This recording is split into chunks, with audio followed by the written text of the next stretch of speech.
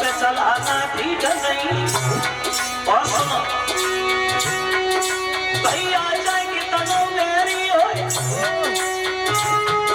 भैया जाएगी तनो मेरी हो, बस भेद छुपाना ठीक नहीं।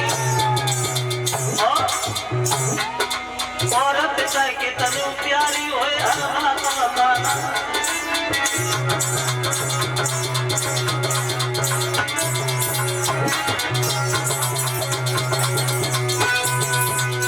ये बातें हमेशा ध्यान रखना। भैया चाहे कितनो बेरी हो, बस भेद छुपाना ठीक नहीं। औरत चाहे कितने प्यारी हो, बात बताना ठीक नहीं। क्यों? औरत कितनी बेईमान सही, और ये लक्षण सब पे आता है। औरत के पेट में बात की क्या पानी भी नहीं समाता है। औरत कितनी भी पढ़ी लिखी हो, लेकिन ये कमी हर स्त्री के अंदर होती है। अगर ये कोई बात सुन ले जो ले चाचे से कही ना लेती, बोले ना चैन ना आए ना नींद ही जाए।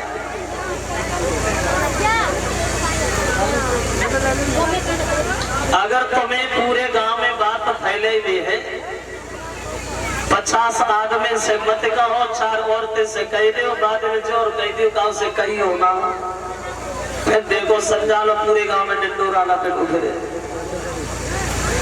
अगर कोई बात सुनने तो बात में काटत रात सोचना है। देखो औरतों के पेट में बात कैसे नहीं रुकती। एक बात ध्यान में आ गई, पता नहीं कौन से गांव में कथा हो रही थी, गांव का ध्यान नहीं है हमें, और ध्यान होगा तो हम बताएंगे। तो एक दिन शाम को गर्मियों का मौसम था, हम भी बाहर रुक गए, छत पे लेटे थे, तो वहीं पड़ोस में बगल वाले घर में सास और बहू में लड़ाई हो गई। खूब लड़ाई भाई दोनों में, खूब। बहू पता ना कितनी होशियार है, बनने का धीरे से कच कह दे 700 घंटा खाड़ो के लिए, और सास लड़ती नहीं। और लड़ने के बाद गांव में निकली गई। उनकी बहू ने रस्सी उठाई, कमरा के अंदर घुसी के बाल लगाए लगे। हमने सोची मरेगी, फांसी लगाएगी, मरे हमें क्या करते। बहुत देर हो गई, हमने सोचा मर गई होगी, किसी को बोला निकलो। एक लड़का नीचे भेजा, वो नीचे उतर भी नहीं पाया। उससे पहले उन्हें कमरा के बाहर खोलने बाहर निकली आई। अब इधर उधर देखने लगी, अब मर थोड़ी रही है, दिखाई नहीं कोई हमें देख ले तो फांसी लगाए जाए। तब तक उनकी सास आएगी जो उनसे लड़ाई करती नहीं गई। वो उनके संग गांव की बड़ी बुरी औरत है, जो बहू के हाथ में रस्सी देख तो एकदम से रस्सी छीन ली। बोले तुमसे जी किन्ने कही तुम फांसी लगाई हो, पागल हो, ये किन्ने तुमसे कहा कि तुम फांसी लगाना, पूरे घर में आग लगाए तो पूरे घर में मरैया कराए तो हम तुमसे कबू कछुआ जाएंगे। देखिए जी किन्ने की फांसी लगाई, अपनी बहू से तो देखी। और फिर गांव की जो रहे उनके 2 हाथ जोड़े और बोली देखो तुम्हारे अलावा हमारी बहू को फांसी लगा बताऊंगा। देखो जब बात कब से कही हो ना, हमारी बड़ा बदनामी हो है। अभी घर में हाथ रचा लगी, अपनी तरह जानते कब से कही हो ना, अरे मरेगी नहीं मरेगी, जैसे फांसी हुई है लड़का तो कोई हमें क्या कर लेगा मुकाम से कहे। अब गांव के बाहर जब इधर निकल के आई गली में, तो 4-5 लड़का बैठ रहे, बोले क्या होगा डोकरी, बोले कसम लड़ा फलाने की बहू ने फांसी लगा ली, हमसे कह रही कब से कही हो ना, पूरा पकाएगी कब से कहे, याद है कब से कहे। तो औरतों के पेट में बात नहीं होती। तो 17 जन बोले हम इसलिए तुम्हें नहीं बताएंगे, तुम मेरी पत्नी हो। पैर दबा रही अपनी छटक के पल लगी दूंगी और बोली तुम्हारी किस्म करे खा तुम तो फांसी लगाएंगे। अब ऐसे घर में रहने से फायदे का जगह हमें कोई बात ही नहीं मालूम पड़े। 17 जन बोले देखो नाराज हो गई, मेरी बात सुनो, अगर नहीं मानती तो मेरी एक बात सुनो जी, लेकिन जब बात कहना किसी से नहीं बड़ी घर की बात, न कहे बने न गाय बने न रोई बने। बोली तुम बताओ तुम्हारी किस्म करे खत्म करूं कब से ना कहिए, तुम बताओ तो। बोली सुनो, कल ही आने पर शेर को मार दिया, बाबू मैंने उससे चीटी। जो जब बात सुनी तो एकदम से बैठ के रोन लगी, आई जो तो बड़ा बरोबर तुम सोए जाओ, तुम्हारी किस्म करे खत्म कब से ना कहे, तुम सोए जाए। अब तो सोए गए, उन्हें पूरी रात नींद ही ना आई, करवटें बदलती रही। भगवान कब सवेरो होए, कब सवेरो होए, और सवेरो हुई ना पाता से पहले बगल वाले घर में खुली पड़ी। और बोली देख समझो से ऐसी आत्मा मिली है, कोई बात छुपाई ना काउ से कहिए ना, बड़ा मुसीबत से पूछ पाई है। कन्हैया ने प्रसेन को मार दिया, बड़छी आई बेभागी में अपने बगल वाले करेंगे उसे नहीं, बेभागी में अपने बगल वाले करेंगे उसे नहीं। सुबह से सामने भाई घर घर में चर्चा होने लगी, अन्याय कर रहा है द्वारिका का राजा लोगों का खून कर रहा है। कन्हैया ने सुना, मन में सोचा भैया हमने तो किसी को नहीं मारा, हमें तो बिना मतलब में कलंक लग गया। अब 1500 जवान साथ लिए प्रसेन का पता लगाने चले भगवान। तो क्या देखा, जंगल में प्रसेन की लाश मिली। थोड़े और आगे बढ़े तो एक शेर बना पड़ा है, उससे आगे कोई जगह नहीं। तो जवानों से बोले तो मेरा इंतजार कर इस गुफा के द्वार पर, तो 1 महीना तक खड़े रहना, हम इस गुफा में अंदर देख के आएंगे। इस गुफा में अंदर क्या है? तो कन्हैया ने क्या देखा, गुफा का द्वार तो छोटा है लेकिन अंदर बाल लंबा चौड़ा भवन बना है। तो कन्हैया ने देखा कि उसी महल में एक पालना लटक रहा है, उस पालना में एक लड़की सो रही, तो उसी लड़की के पालना में वो श्यामल तक मणि भी लटक रही है। जो कन्हैया को लड़की ने देखा तो चिल्ला चिल्ला करके रोने लगी। तो जामन तो कन्हैया में हाथापाई शुरू हो गई, ये तो सुन गए। और ये जामन और कन्हैया में युद्ध 1-2 दिन नहीं बल्कि 27 दिन लगातार हुआ। जब जामंत के कन्हैया ने घूसा मारा तो जामंत बेहोश हो गए, और होश आया तो कन्हैया के पैर पकड़ लिए, बोले प्रभु बड़े समय का इंतजार कराया। ये कौन थे जामंत? ये जामंत त्रेता वाले थे। जब लंका पे विजय पाकर के सब लोग वापस लौट रहे तो राम ने पूछा, लड़ाई से किसी के अरमान अधूरे तो नहीं रहे? बहादुरों के चेहरा नीचे को झुक गए, लेकिन बूढ़े से जामंत बोले महाराज अभी हम लड़ना चाहते। भगवान बोले भैया अभी मर्यादा के बंधन, अभी तुम इंतजार करो, युग द्वापर में हम खुद आएंगे और खुद तुमसे लड़ेंगे और तुम्हारी भुजाओं की खुजली हम खुद ही मिटाएंगे। तो बोले प्रभु काय को मुसीबत उठाई, कैसे आए? बोले इस मणि के पीछे हमें कलंक लग गया, इस मणि को हमें दे दो।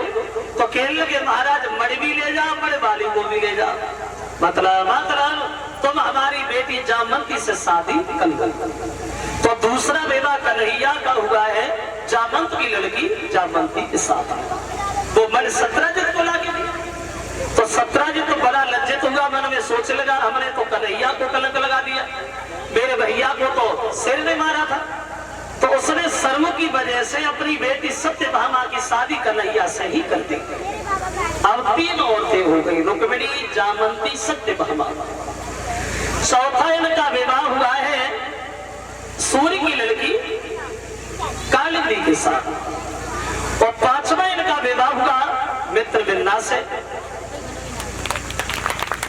6वीं शादी हुई शीलभद्रा से।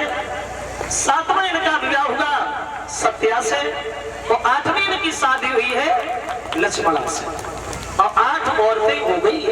अब क्या हुआ, इधर एक भौमासुर नाम का राक्षस, उसने मन में ये फैसला किया कि मैं अपने जीवन में 20,000 लड़कियों से शादी करे। तो उसने 16,100 लड़कियां इकट्ठी कर ली। सबने मिलकर के कन्हैया से विनती की तो भगवान गए हैं, उस राक्षस का वध किया और लड़कियों को मार किया। बोले अपने अपने घर जा। तो लड़कियां बोली घर किधर, हम तो तुम्हारे साथ चलेंगे महाराज, मतलब तुम मुझसे शादी कर लो। तो द्वारिका में लाए हैं और सबसे बड़े विधि विधान के साथ शादी की। अब कितनी हो गई, 16,108। सबके एक लड़की पैदा हुई और 10 लड़का पैदा हुए। बहुत लंबा परिवार था भगवान। कितने लड़का हुए, भागवत का प्रमाण 1,61,080। 1,61,080 लड़का और 16,108 लड़कियां। तो इतनी घर में औरतें लगा के गांव बस तो है। आज के नरों से एक नारी न समारी जाती। कितना अंतर आ गया, कितना फर्क आ गया। आज के नरों से एक नारी न समारी जाती, और मैं श्याम सुंदर के 16,108 नारी है। वो लक्षण अवतारी के यहीं से प्रकट होता, क्योंकि इतने पे श्याम सुंदर बाल ब्रह्मचारी है। 16,108 ही नहीं बल्कि 16,109 देर अभी और बढ़ा। सबसे पहली पत्नी का नाम था राधा। ये गर्ग संहिता का प्रमाण था। भांडिर वन में शादी हुई थी, ब्रह्मा जी ने कन्यादान लिया था और आधी प्रजा को बताया जाता है। ये कुल मिलाकर के 16,109 रानियां थी भगवान। और ये भगवान की इस तरह से विवाह हुए। अब देखिए थोड़ी देर कृष्ण और सुदामा के बारे में। कृष्ण और सुदामा, ये सुदामा और कन्हैया गुरसांदीपन के विद्या अध्ययन कर रहे। जो सुदामा कन्हैया के बड़े मित्र थे, बड़े भक्त थे और दोनों में प्रेम भी बहुत था। कृष्ण और सुदामा प्रेम प्रेम ये ढाई अक्षर प्रेम के प्रेम से न छू प्रेम। तो एक बात हम आपको बताएं,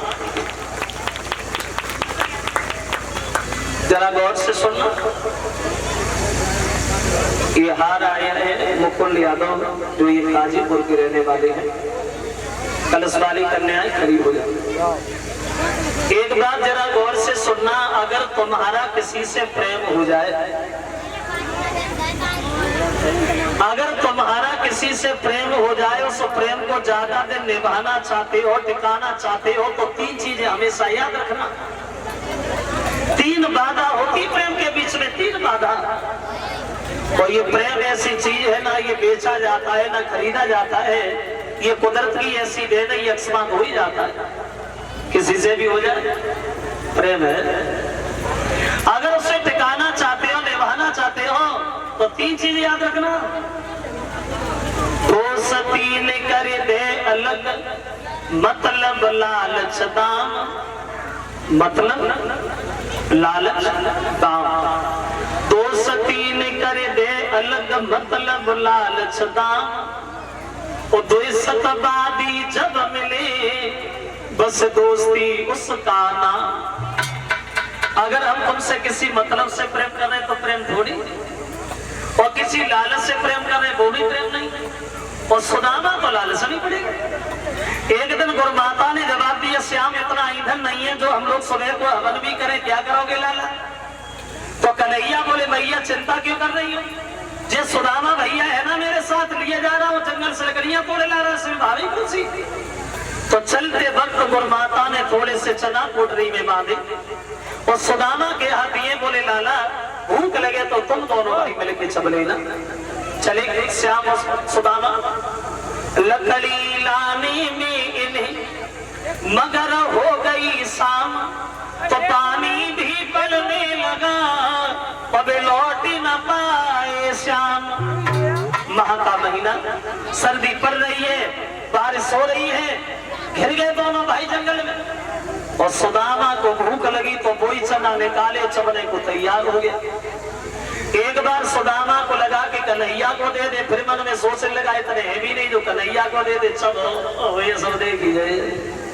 तो एक बात और, हर आदमी के अंदर 2 आत्माएं होती हैं, 2, एक चेतना और एक उपचेतना।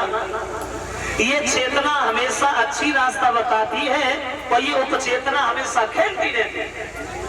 कभी आपने अंदाज किया हो, तुम कोई भी गलत काम करने जाओ, कोई तो एक बार दिल में ये जरूर आता है, चलो छोड़ो ऐसे नहीं करेंगे, तो दोबारा अरे चलो ये सब देखी जाए कंटारो। तो इसे एक बार लगा कि कन्हैया को दे दे, फिर सोचा इतने भी नहीं जो कन्हैया को दे दे, चलो वो चला कोई ऐसी चीज तो है नहीं जो चुपचाप ही चब लो। कन्हैया पास भी बैठे हैं। जब सुदामा चना चबने लगा, अब बताइए शब्द सुनो, अब बोले भैया क्या खाता है कचो तो निगमो घूमने,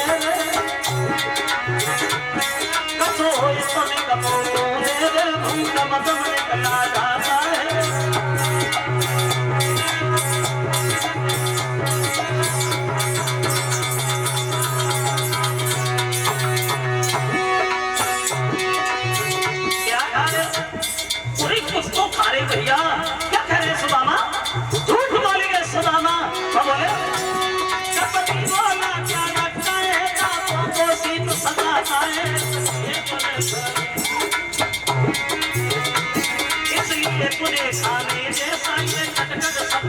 आता है।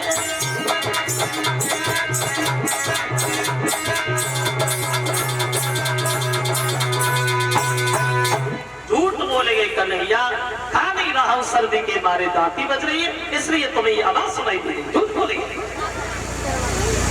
कुछ लोग ये कहते हैं कि कन्हैया ने सुदामा को श्राप दिया कि तुम निर्धन हो जाओ, लेकिन ऐसा कहीं भी नहीं लिखा भक्तों। लेकिन हाँ, जब ये सुने गए, गुरुमाता से मिले, तो गुरुमाता ने पूछा सुदामा तुमने कन्हैया को कुछ दिया या कन्हैया तुम्हें कुछ मिला? बोले नहीं मां। तो गुरुमाता ने ये जरूर कहा था सुदामा फंस गए तुम वो चुंगल में जो गुरु से कपट और मित्र से चोरी करता है, उसकी आत्मा को कभी शांति नहीं मिलती। गुरु से कपट मित्र से चोरी और चाहे हुए निर्धन चाहे हुए कोढ़ी। 64 दिन विद्या सीखी है कन्हैया सुदामा ने, फिर चले अपने अपने घर। तो चलते समय सुदामा से कन्हैया बोले भैया कोई जीवन में तकलीफ आए तो तुम हमारे घर चले आना, क्योंकि कन्हैया समझ के सुदामा को श्राप लग गया। सुदामा घर आए। सुदामा जब घर आए न कि शादी भाई, पत्नी आए, बच्चे भये, सुदामा गरीब है, और जब गरीब है तो भीख मांगने में मजबूर है। और देखिए भगवान न करे कि गरीबी कभी किसी के ऊपर आए। गरीबी में कोई किसी का नहीं होता भक्तों। दूसरे की बात कौन कहे, गरीबी में तो अपने भी छोड़ देते। अगर तुम्हारे पास पैसा है तो जो रिश्तेदार है वो तो है ही, और जो नहीं है वो और ज्यादा है। पैसा है तो, अगर पैसा नहीं है तो अपने भी नहीं। गरीबी में सब धोखा देते थे, सब छोड़ देते हैं। हितकारी, व्यवहारी, परिवारी, रिश्तेदारी, घरवारी, सारी सब छोड़ देते गरीब। बनी के चेहरे पे लाखों निसार होते हैं, बनी के चेहरे पे लाखों निसार होते हैं, और जब बनी बिगड़ जाती है तो दुश्मन हजार होते हैं। तो गरीबी का आनंद तो वही लोग जानते जिन्होंने गरीबी देखी। जिन्होंने गरीबी देखी है, जो चांदी के टुकड़ों में पल के बड़े हुए हैं, वो क्या समझे कि गरीबी होती क्या है। गरीबी तो वही लोग जानते जो उस गली से गुजर के आए। पैसा बिन माता पिता पूत को कपूत कहे, और पैसा बिन भैया कहे कौन को जो भाई है। पैसा बिन चाचा कहे कौन है भतीजो मेरो, और पैसा बिन सासु कहे कौन को जमाई है। पैसा बिन भर पेट भोजन तक मिलत नाए, और पैसा बिन गारी देना तिलुगाई है। और पैसा बिन सभा में बैठी इज्जत तक होती नाए, और पैसा ऐसी चीज जा दुनिया में बनाई है। बिना पैसा की कुछ नहीं। गरीब हो गए सुदामा।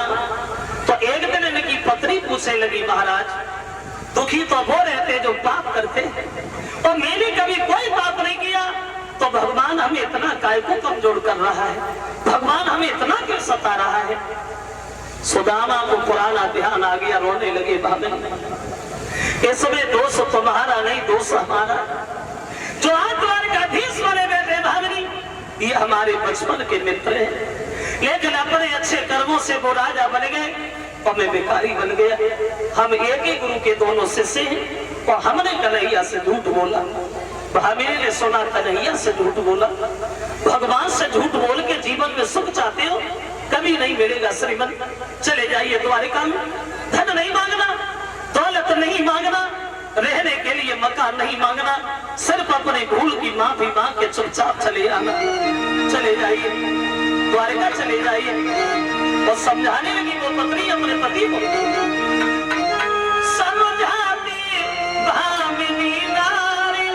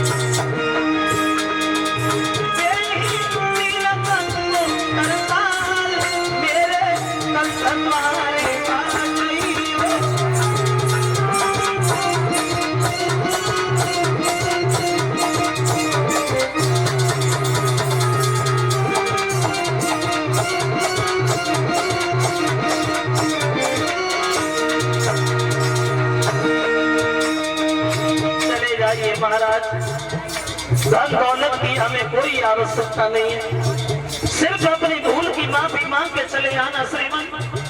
तो भामिनी से सुदामा कहने लगे भामिनी चले तो हम जाए, लेकिन एक बात की मन में चिंता लगी है। तो बोले सुनो भामिनी, चिंता एक बात की लगी है भामिनी,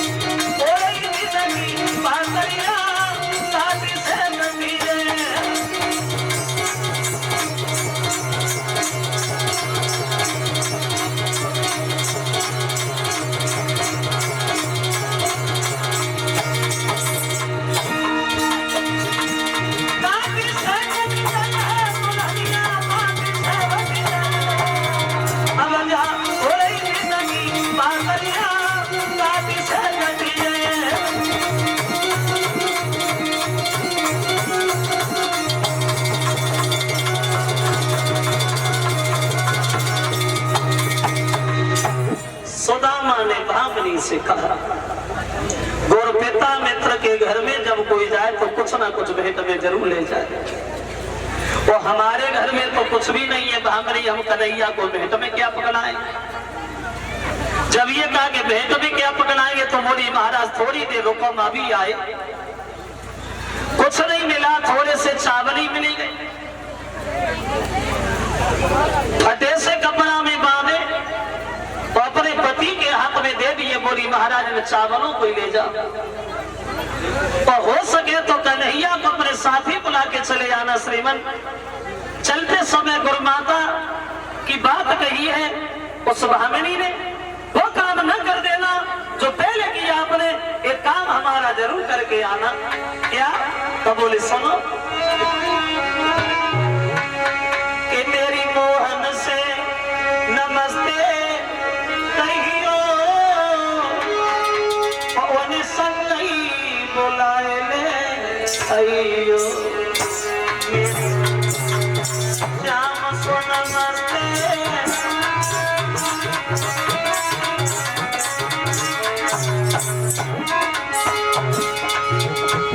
चले वहां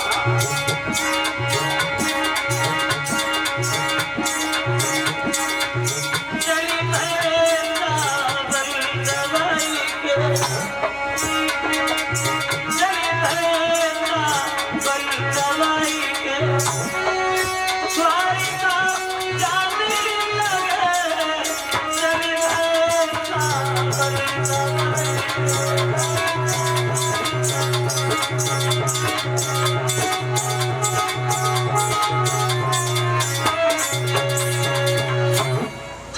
सुदामा बचपन के मित्र कन्हैया से मिलने बाहर। क्या वेशभूषा है सुदामा, क्या दशा है सुदामा की, तो कभी कल्पना करता वो सुदामा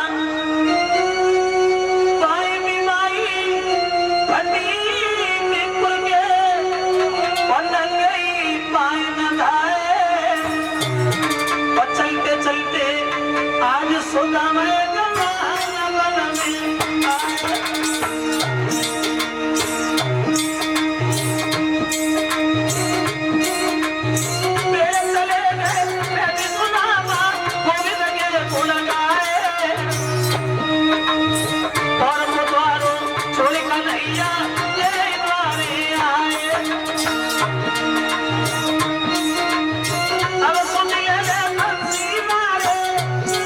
Hallelujah.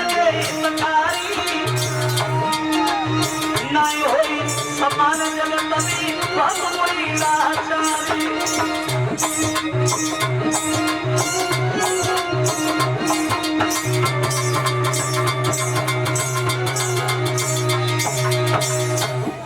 चले सुदामा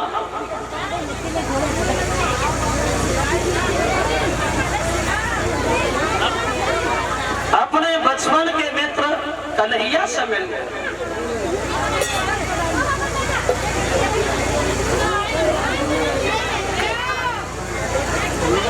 धीरे धीरे आगे बढ़े हैं सुदामा।